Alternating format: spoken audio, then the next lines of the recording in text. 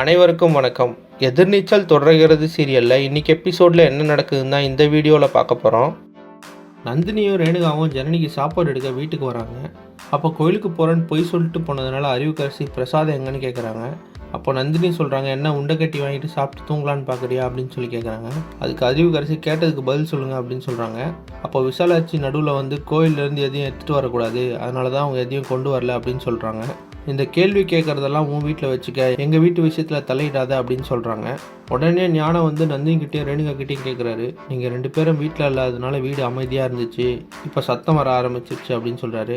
அதுக்கு விசாலாட்சி வந்து அவங்க எதுவும் சொல்லலை, அறிவுக்கரசி தான் அப்படின்னு சொல்லிட்டு அறிவுக்கரசியை வெளியே போக சொல்லி ஞானக்கிட்ட சொல்கிறாங்க. அதுக்கப்புறம் நந்தினி, ரேணுகா, விசாலாட்சியெல்லாம் கிச்சனில் போய் ரகசியமாக பேசுகிறாங்க. அப்போ ஜனனிக்கு நடந்தது, ஜனனி ஹாஸ்பிட்டலில் வந்து அட்மிட் ஆனது, இதெல்லாம் வந்து நந்தினி விளக்குறாங்க. அதை கேட்ட விசாலாட்சி ரொம்பவே ஃபீல் பண்ணுறாங்க.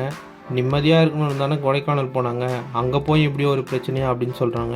அதுக்கு நந்தினி சொல்கிறாங்க, நீங்கள் தைரியமாக இருங்க, நாங்கள் 2 பேரும் ஈஸ்வரி அக்கா, ஜனனின்னு மொத்தமாக 4 பேரும் நாளைக்கு ஒன்றா வருவோம் இந்த வீட்டுக்கு அப்படின்னு சொல்கிறாங்க.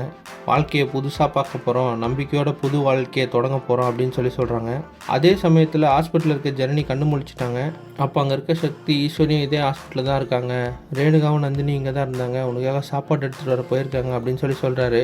அதுக்கு ஜனனி, எனக்கு எதுவும் வேணாம், நான் அப்படியே நடந்து போய் ஈஸ்வரி அக்கா பார்த்துட்டு வரவா அப்படின்னு சொல்லி கேட்குறாங்க. அதுக்கு கூடவே இருக்க தர்ஷன் சொல்கிறாரு, இன்னும் ஒரு நாள் வெயிட் பண்ணுங்கள், நாளைக்கு அம்மாவை பார்த்துடலாம் சித்தி அப்படின்னு சொல்கிறாரு.